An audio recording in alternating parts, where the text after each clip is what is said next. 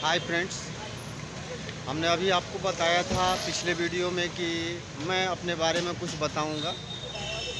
तो दोस्तों, स्ट्रगल सारे दुनिया के लोगों के ज़िंदगी में आता है, स्ट्रगल करना पड़ता है। तो ऐसे ही मैं बहुत स्ट्रगल किया, बहुत मेहनत किया, कामयाबी उतना मुझे नहीं मिला, लेकिन भगवान है, भगवान हमें कोई ना कोई रास्ता ज़रूर देंगे। तो आप सब जैसा कि जानते हैं कि मैं भोजपुरी लोकप्रिय संगीत का सिंगर हूँ और हिंदी टेलीफिल्म्स का आर्टिस्ट भी हूँ। और बहुत लोग मेरे ज़िंदगी के बारे में भविष्यवाणी किए। तो जैसे कि कुमकुम भाग्य सीरियल की मेन लीड प्रज्ञा और एंगल म्यूजिक कंपनी के चेयरमैन कुमार रमेश और एकता प्रोडक्शन के प्रोडक्शन हेड सुधीर दादा और हमारे गांव में स्वर्गीय भूपेंद्र सिंह जी, जो हमारे अपने परिवार के जैसे हैं, हम सब एक परिवार के जैसे हैं। तो और हमारे गांव में श्री श्याम नारायण तिवारी, इन सब ने मेरे आने वाली ज़िंदगी के बारे में भविष्यवाणी किए थे, जो कि सब कुछ सच हो रहा है। कहते हैं कि बुजुर्गों का कहना सच हो जाता है, तो रियल में सच हो रहा है। और जितने लोगों का नाम मैं बताया उन सब ने एक ही भविष्यवाणी किया, ऐसा होगा वैसा होगा। फिर दूसरा आदमी कुछ किया, बोला, वो भी वैसा ही बोला। तो मैं उस बात को मिलाते गया कि हर आदमी एक ही बात बोल रहा है। तो इस चीज़ को मैं समझने की कोशिश किया और धीरे धीरे आहिस्ते आहिस्ते सब कुछ सच होने लगा। तो मैं भूपेंद्र सिंह जी के बारे में बताऊंगा, भूपेंद्र चाचा के बारे में, कि उनके घर में निधन हो गया था किसी औरत का और हम लोग छपरा गए थे। छपरा में ब्राह्मण भोज में वहाँ गए थे। तो वहीं पे वो अपने बड़े भाई से भविष्यवाणी करने लगे, सब कुछ बोलने लगे। पहले तो बताए कि मैं मुन्ना को अपने ज़िंदगी के बारे में बता दिया हूँ कि मेरा इच्छा क्या है। और मुन्ना उनके बेटे हैं, मुन्ना सिंह जी सरपंच, तो अतरसन ग्राम पंचायत के सरपंच हैं। तो वो बता रहे थे कि मैं मुन्ना को बताया हूँ कि मैं मरूंगा तो मैं सिसवन ही जाऊंगा, ऐसे ही बताए थे। तो मतलब वो अपने भाई से बता रहे थे, मैं पीछे बैठा था, सब कुछ सुन रहा था। और इस तरह से भविष्यवाणी करते रहे। और करते करते मैं एक आदमी के बारे में, मतलब अपने गांव के एक युवक के बारे में भविष्यवाणी करने लगे, जो कि सारा बात हमारे ऊपर सेट कर गया। जैसे कि एंगल म्यूजिक कंपनी के चेयरमैन कुमार रमेश, कुमकुम भाग्य सीरियल की मेन लीड मेरी बहुत अच्छी दोस्त है प्रज्ञा, और सुधीर दादा प्रोडक्शन हेड एकता प्रोडक्शन के।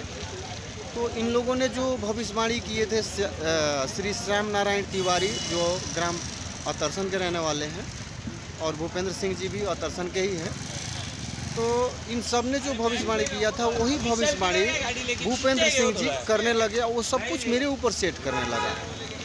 अचानक में 1 महीने के बाद मेरी माँ का बहुत सीरियस था और मैं दवाई लेने के लिए जा रहा था। मैं उलझन में फंसा हुआ था, मुझे कुछ पता नहीं था कि गांव में क्या हुआ है क्या नहीं।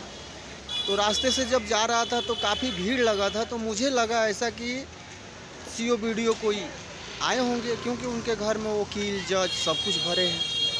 भूपेंद्र सिंह जी के घर में वो अपने परिवार के जैसे हैं, हम लोग एक परिवार के जैसे हैं। तो उनके पास उसी रास्ते से मैं जा रहा था, मुझे लगा कि वही लोग आए होंगे, भीड़ लगा हुआ है। साइकिल से मैं बढ़ते चला गया। कुछ दूर गया तो देखा कि राम नाम सत्य है करके अर्थी जा रहा है। फिर मैं साइकिल से उतर के एक साइड में खड़ा हो गया, और खड़ा होने के बाद मैं काफ़ी गौर से देख रहा था, जो कि वो भविष्यवाणी जो किए थे, जाना तो सबको है, एक दिन हम जाएंगे, कल आप जाएंगे, सारी दुनिया जाएगी। इस धरती पर जो आया है सो जाएगा। दुख तो हमें भी था, लेकिन जो भविष्यवाणी उन्होंने किया था, जो उन्होंने कहा था, वो सारी बातें सच हो रही थी। मैं उसी चीज़ को देख रहा था कि वो जो बता रहे थे कि मैं मुन्ना को सब कुछ बताया हूँ और मेरा वो इच्छा पूरा होगा। मैं मुन्ना को बोला हूँ कि मैं रथ पे जाऊँगा, मेरा आखिरी बारात निकलेगा जब मैं सिसोन जाऊँगा तो रथ पे जाऊँगा। और मैं ये बात मुन्ना को बता दिया हूँ, मुन्ना सिंह सरपंच जी को। मुन्ना मतलब बड़े भैया हैं, अपने भाई के जैसा हमको मानते हैं, बहुत प्यार करते हैं मुझसे।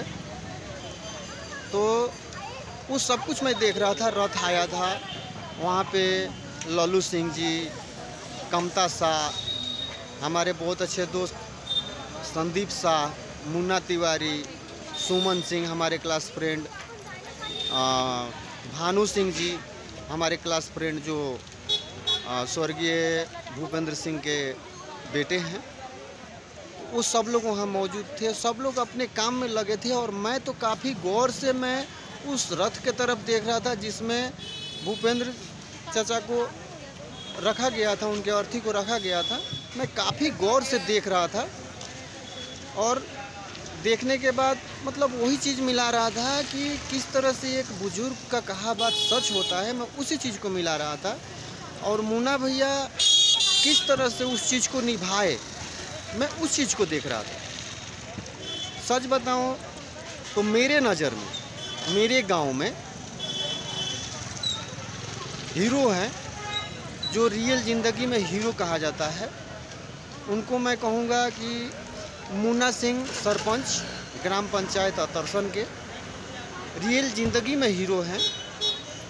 और मुन्ना सिंह, दूसरे मुन्ना सिंह जो दक्षिण टोला के श्री स्वर्गीय शिवजी सिंह जी के बेटे हैं, मुन्ना सिंह जी, और गोलू सिंह डीलर और अप्पू सिंह, ये 4 आदमी हैं।